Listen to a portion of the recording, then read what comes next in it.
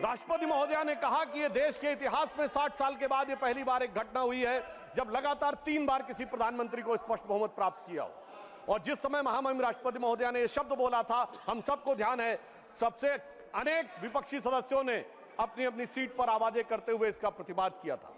संभवतः उनके मन में इस बात के लिए स्वीकार्यता नहीं हो पा रही थी कि ये कैसे हो गया कि लगातार तीसरी बार मोदी जी के नेतृत्व में भारत की जनता ने स्पष्ट जनादेश दिया और पंडित जवाहरलाल नेहरू जी का वो रिकॉर्ड जिसके ऊपर वो बहुत इतराते थे, उसकी बराबरी हो गई। मगर हमारे बहुत से विपक्षी सदस्य कहते हैं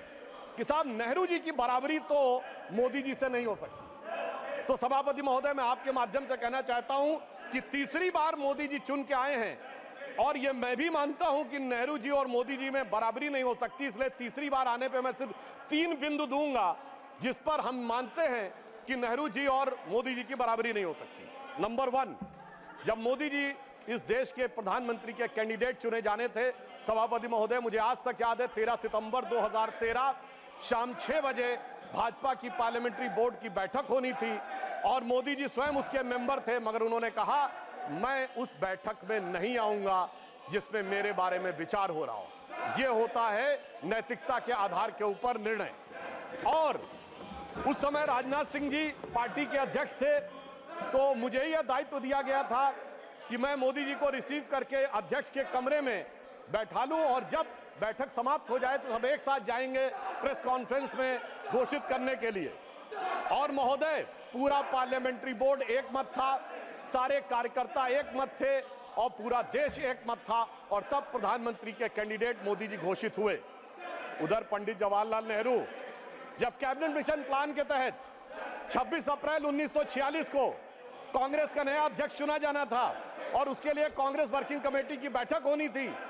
और 20 अप्रैल को मौलाना आजाद को गांधी जी ने लेटर लिखा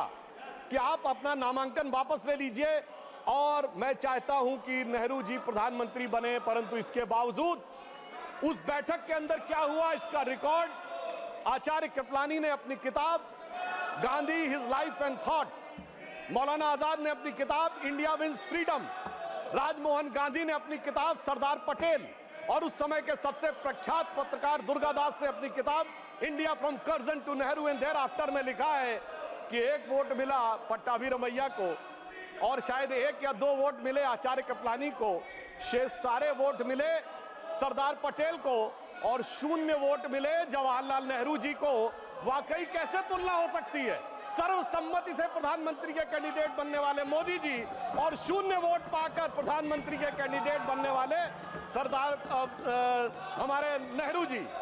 एक वो नेता जिसको पूरे देश ने नेता माना, एक वो नेता जिसको उसकी पार्टी में किसी ने नेता नहीं माना। इसलिए वाकई तुलना नहीं हो सकती। बल्कि मैं तो कहना चाहूंगा, आज खड़गे जी अध्यक्ष बनना था तो सोनिया गांधी जी की इच्छा थी, तो सारे डेलीगेट्स ने खड़गे जी को वोट कर दिया और शशि थरूर जी ने नामांकन वापस कर लिया। उस समय गांधी जी की इच्छा के बावजूद किसी ने नेहरू जी को वोट नहीं किया, तो मैं कह सकता हूं आज खड़गे जी की स्थिति उस समय के नेहरू जी से बेहतर है।